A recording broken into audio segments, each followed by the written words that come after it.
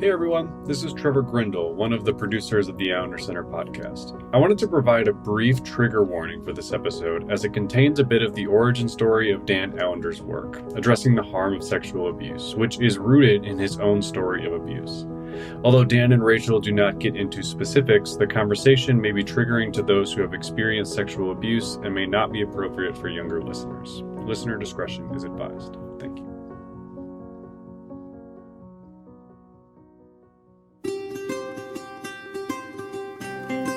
Thank you for listening to the Allender Center podcast. I'm Dr. Dan Allender. And I'm Rachael Clinton Chen. We're fiercely committed to providing hope and healing to a fragmented world. And restoration for the heart. Thank you for joining us. Let's get this conversation started.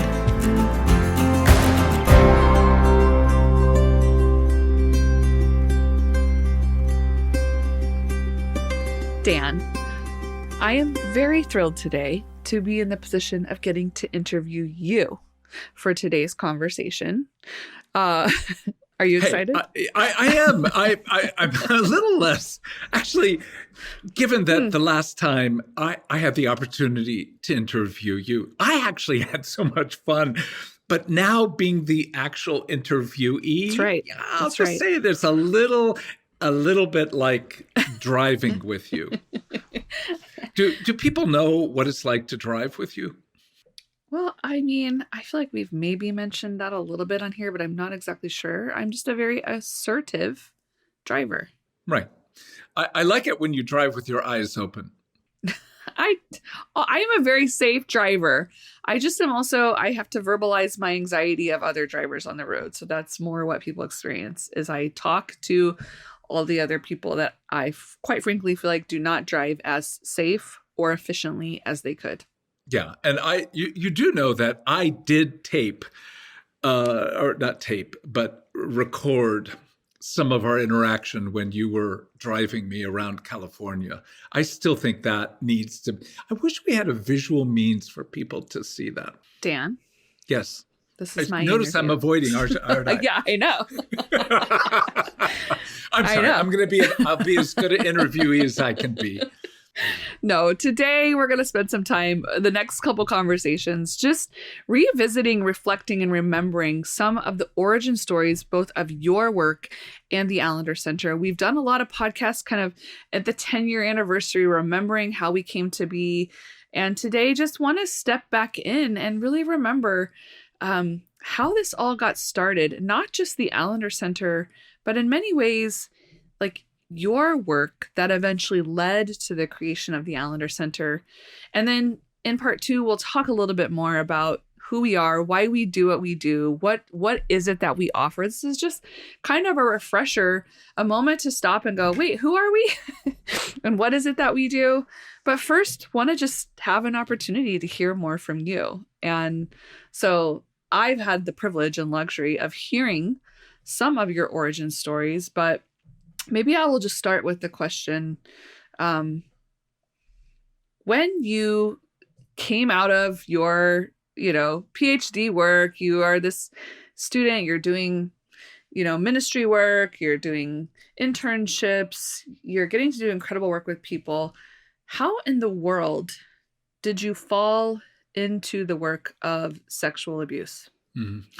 Well, actually, if we go back to October 1986, I was just in the late middle of finishing my dissertation. I graduated from Michigan State in spring of 1987. So all I can tell you was I was crazy, just crazy. If you think of me as not being all there anyway, I was at a level of extremity that was pretty severe. I did not like doing statistics.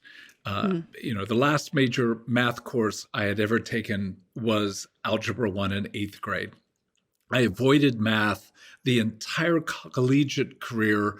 So the only thing I had to take to be able to get my degree was doctoral level statistics.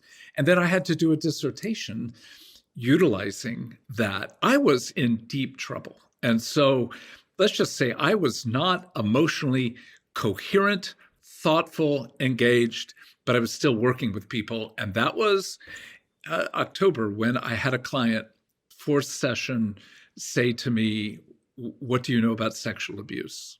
And I remember that moment like it was yesterday. And again, already I'm in the middle of a lot of my own upheaval. And I remember thinking in a millisecond, if I tell her the truth, which is, I don't know anything, she probably won't work with me. But if I tell her I do know something, she's the kind of person who's going to ask. And I'm, whatever. In a millisecond, I said, I don't know much at all. And she said, I know. And then she made this proposition that literally changed the trajectory of my life. And she said, if you're willing to work with me, I'll teach you everything I know. Wow. And I would say that was the beginning of thinking in a way that I had not thought about before, even though by that point, I'm about 11 years into graduate work, from a Master of Divinity, a Master of Arts in Counseling, and now a PhD.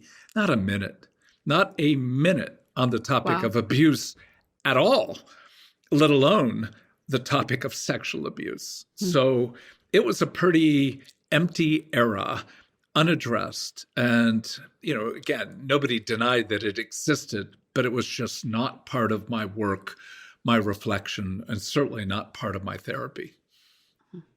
So you have this client who obviously is needing you to grow your capacity to engage this. How do you go from work with an individual client to beginning to see this being a core problem, issue, context that just needs to be engaged and has to be engaged? I think there are two ways to answer that, but you need to hear it simultaneous.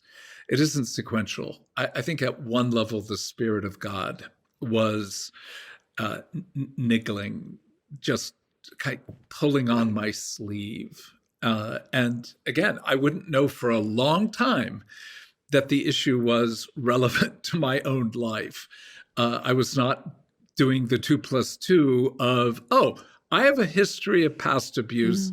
Might be wise to look at that.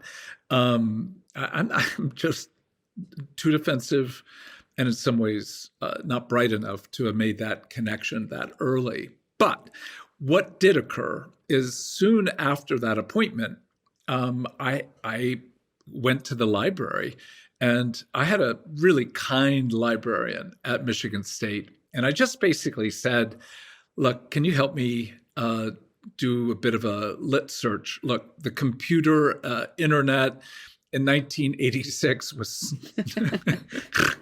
it didn't exist. So, or at least in my world. And so she pulled up a bunch of articles and books. And I would say, if I'm remembering moderately well, the appointment occurred like on a Wednesday or Thursday. By Monday, I had the data and had begun reading. And again, here's part of the problem. I've got to finish my dissertation, but I also have a sense of, not only for this client, but something in me feels compelled to begin reading and thinking. It's so far from what I did in my doctoral work, but I'm also knowing there's something there. I would say by November, toward the end, like we've got maybe 1 or 2 weeks left in the academic semester, I started talking about sexual abuse. And even from the earliest beginnings, it was like it awakened in my students something I had not seen. So by the time we get to a really, the winter semester, spring semester in January, which has always been an anomaly. It's not spring, but nonetheless, it's spring semester. Right.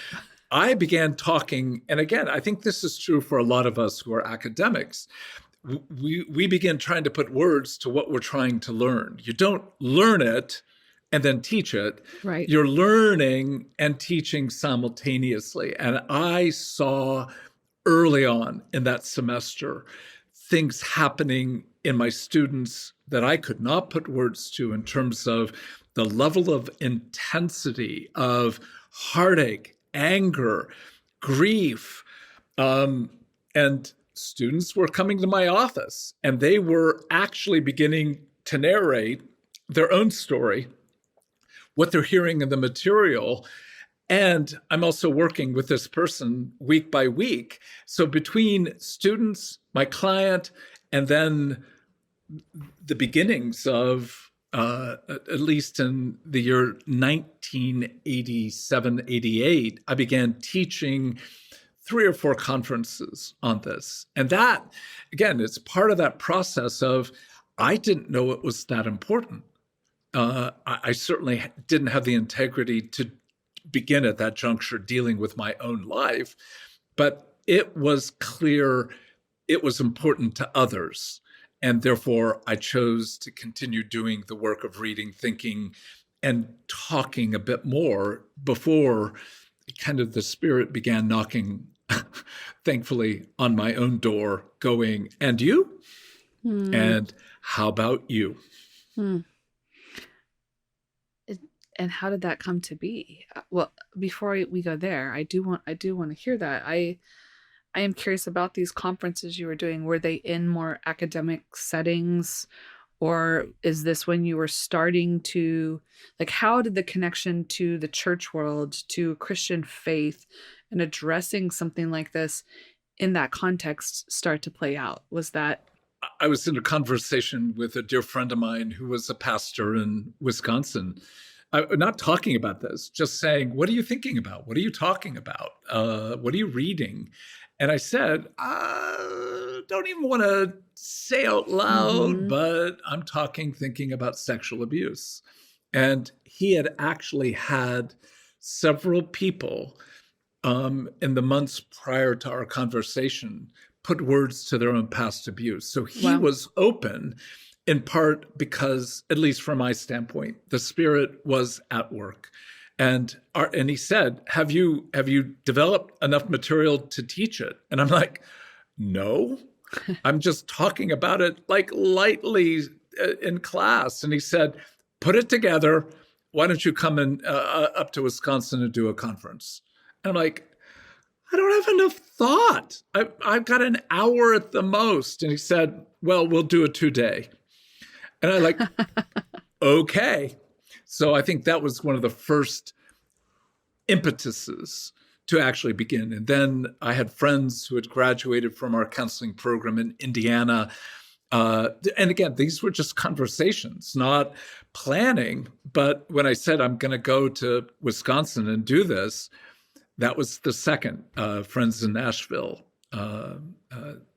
Nita Andrews invited me to come. And then a third conference came up because of friends in Miami. So between Wisconsin, Nashville, Miami, I was kind of in the awkward position of going, I know it's important, but I don't have enough thought and material at this juncture to do anything with it. But I kind of got myself booked.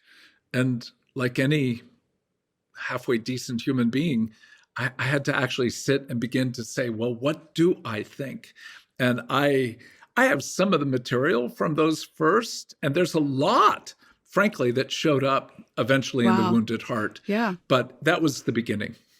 Well, I mean, I'm just so fascinated by that, because I think you're absolutely right. The Spirit was making a way, because at that time, sexual abuse was not something being engaged in the secular world, let alone in the church world.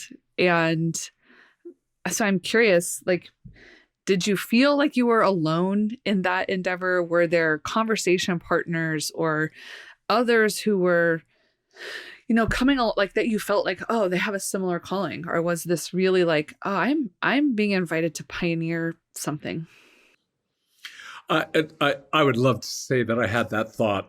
I'm a pioneer, and I'm heading west. I know you wouldn't have that thought. No, I just thought maybe 10 people will come in Wisconsin, and maybe 10 or 20. I just did not have any feel for the reality of the extent of abuse in the world, let alone, again, within the church.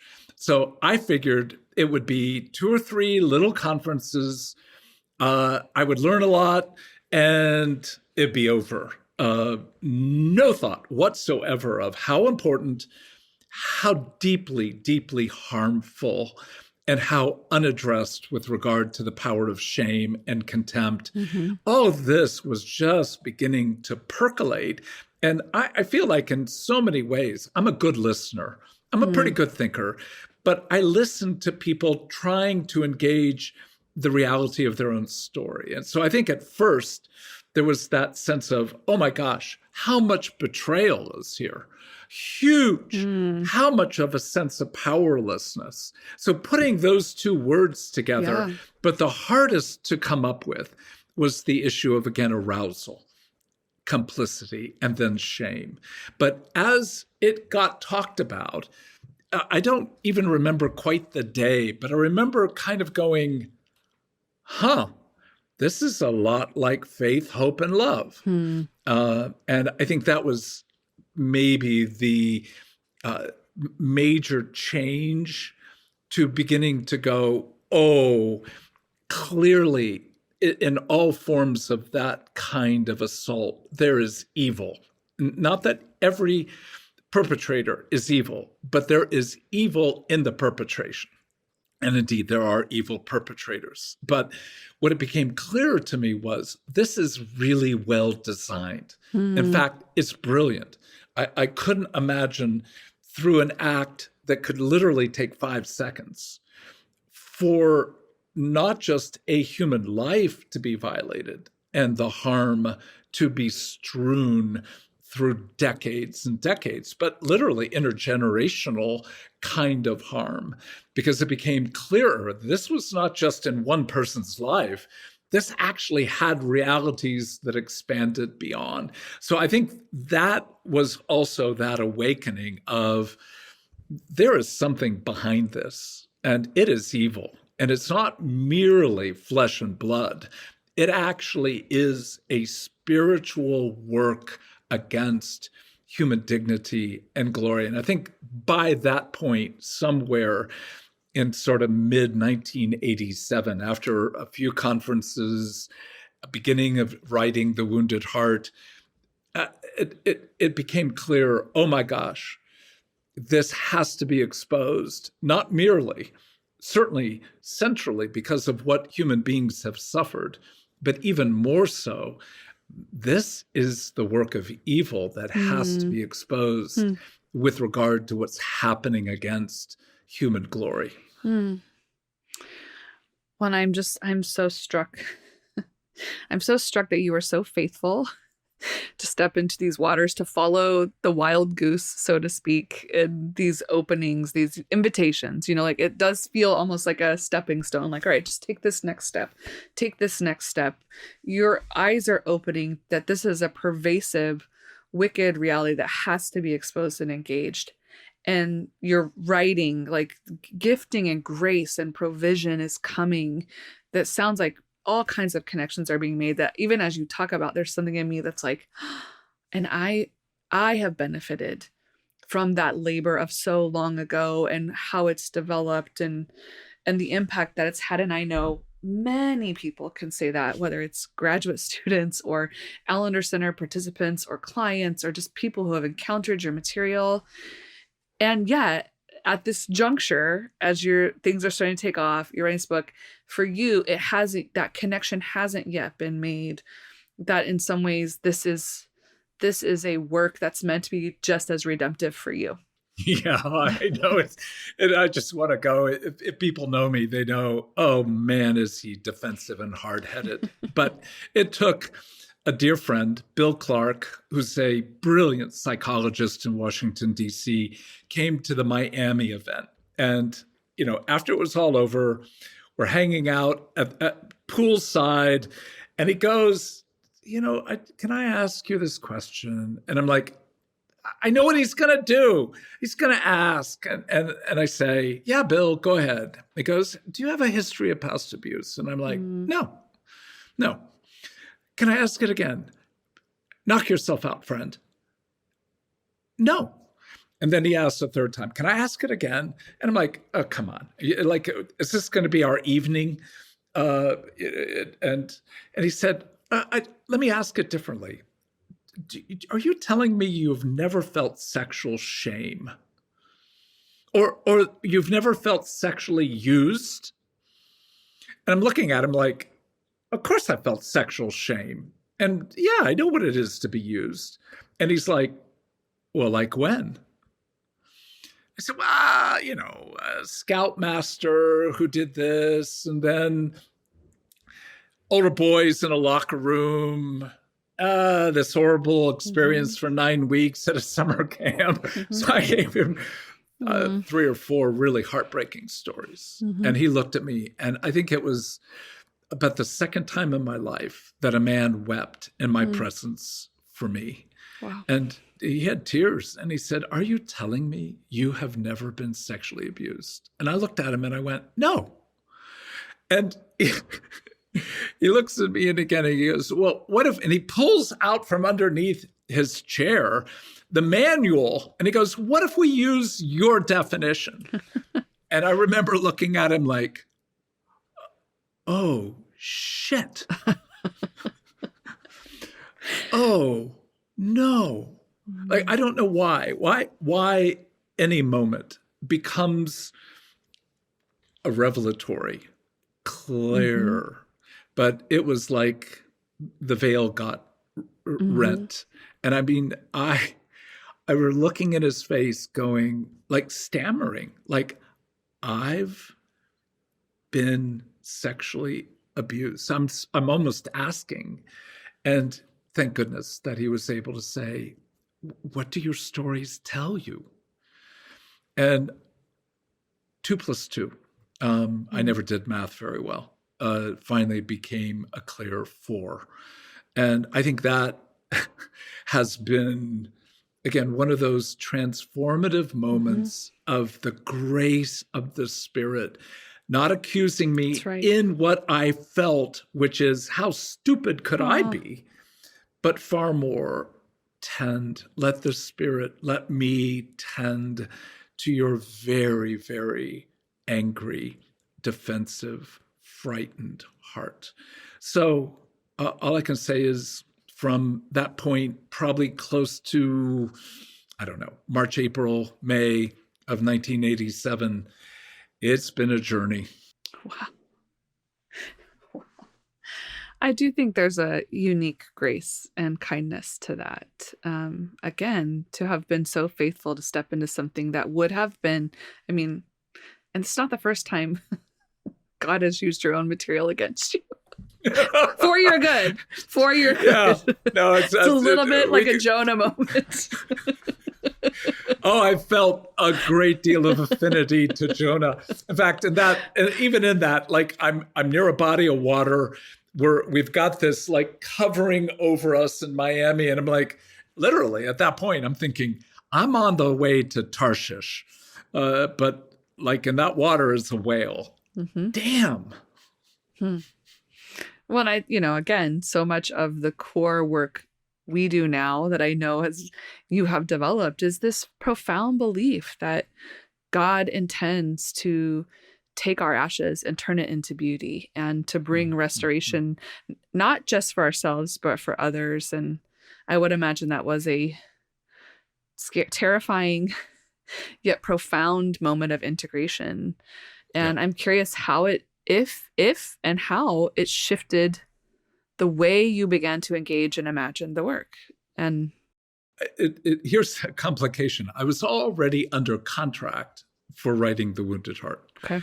And I had at least an outline that I knew I wanted to follow. And I was just at the beginning of naming some of the reality of abuse. That it took me another 25 years when I, in one sense, had the 25-year mark to write Healing the Wounded Heart, to be able to actually put more words. But I think there was a beginning integration. And where it gets even more complicated is as a result of teaching, talking, writing, Becky's beginning to name the reality of her own abuse. And again, one of those sentences that changed the course of my life. We're sitting talking. I can remember almost literally where we're sitting in our little living room in Winona Lake, Indiana. And she said, you're brilliant at seeing, at least I hear from friends who have worked with you, how brilliant you are seeing the small little stones in people's lives and following the path deductively into the reality of their own heartache. And then she said, and I'm thinking, well, that's really kind. Thank you. And then she goes, and you have had a several-ton boulder in the middle of the living room, and you've not wanted to engage it. And I'm like, what are you talking about? And she said, I have been sexually abused, and you have never even asked the most simple question. And that was both a level of heartache, a level of exposure, a kind of revelation of you have not only been radically defensive to not address your own shame and contempt, but you have failed the one person that you love more than any on the earth. So I think that was another one of the moments where the Spirit was essentially saying, take this seriously. And I think it was almost within that work, that interaction with Becky, where I think the Spirit began to make clear, this is your life work. Wow.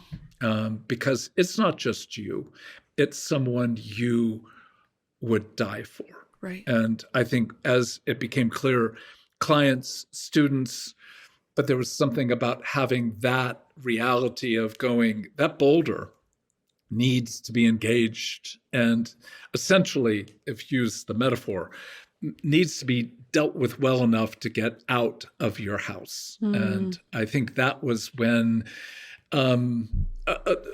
more work, more writing, but let's just say there was a lot of opposition from people I work with, good friends, from the church that I was part of. And that intersection between this is your life, this is maybe more that you will do, but no less of what you're meant to.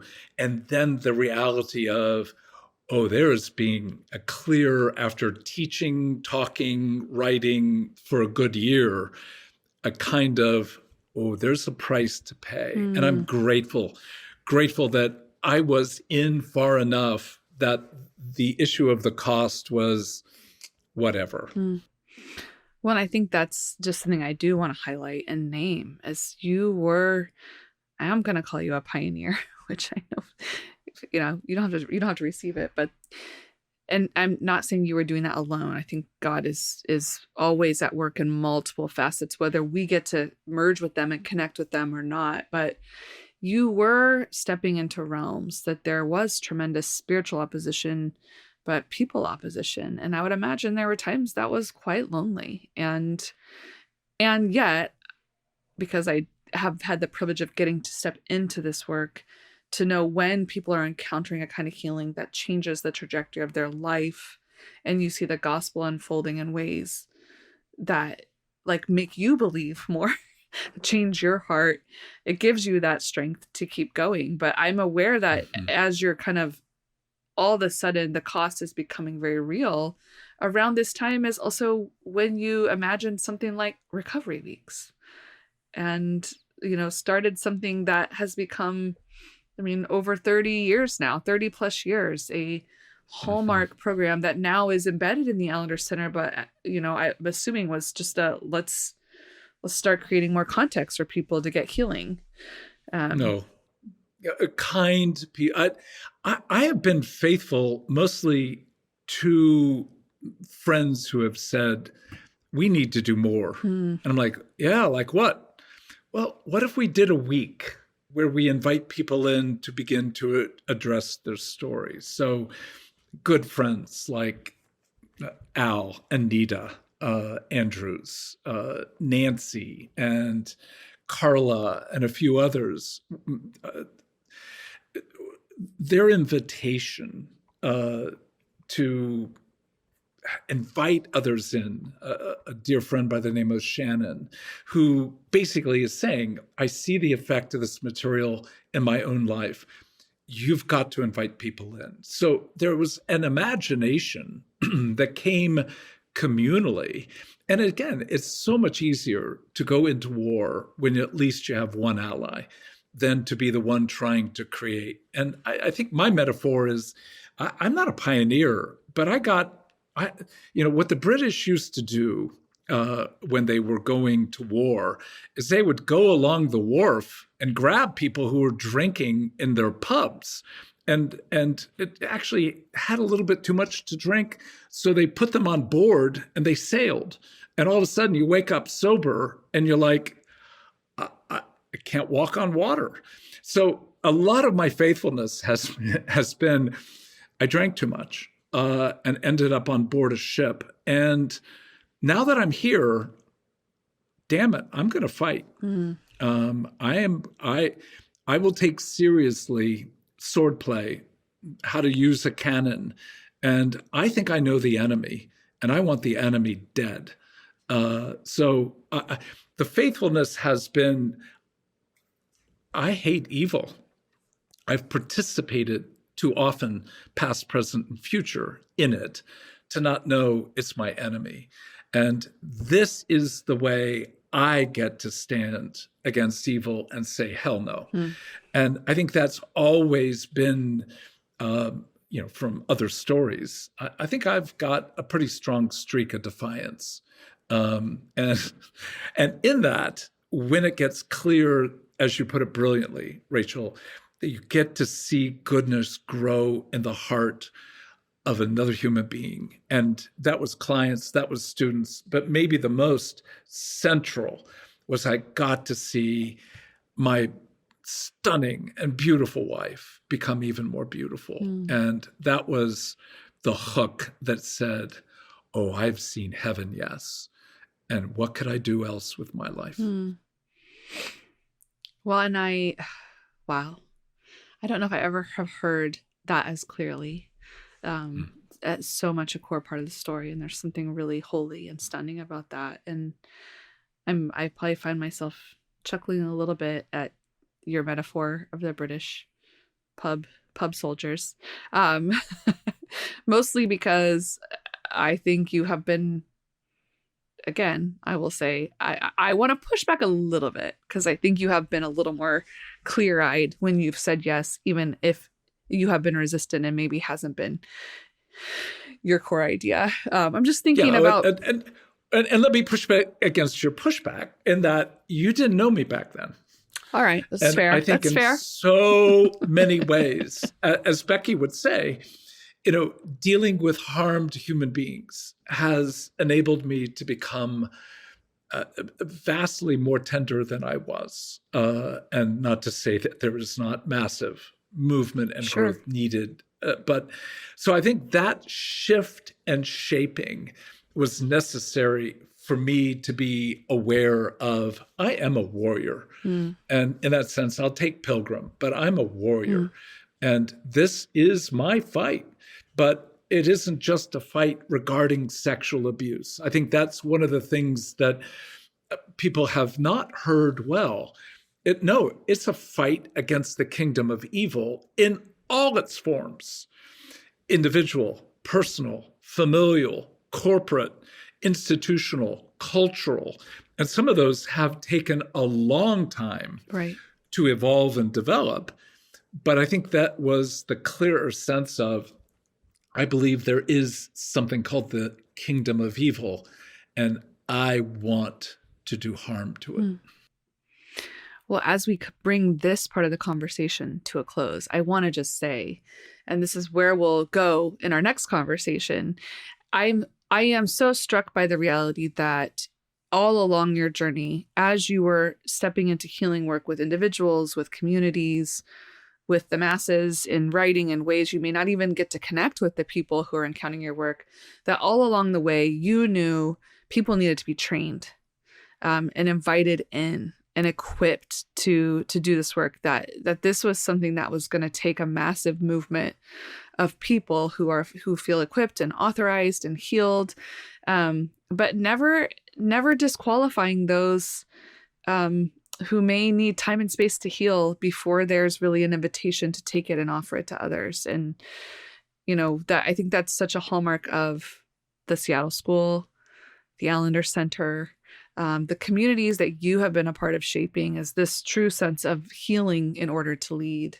And that, the trajectory of the gospel is that our healing is meant to become a blessing to others and to be given back and multiplied. And that is something I have seen of you. That's probably why I push back against, you're right. I didn't know you. I know enough of your defensive structures now that I can imagine a younger, less integrated, needing more space for healing Dan may have been a little more fierce and ferocious in those places. But I just, as one who has deeply benefited both in the healing realm and the transformative realm, and being invited to join in so much of the movement of healing to lead, I just want to say thank you. Regardless of the motivations or the ways it came to be, I want to say thank you to you. And I do feel a deep gratitude to God for the many people he sent your way at each turn. But I'm grateful, whether it was reluctant or naive, that you said yes. Yeah. Well, and I think the best answer or best response is, again, it's very humbling to say you're welcome. Mm-hmm. Thank you for letting me interview you. And next time, it's interactive.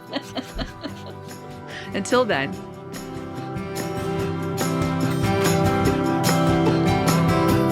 The Allender Center podcast is produced by the Seattle School of Theology and Psychology.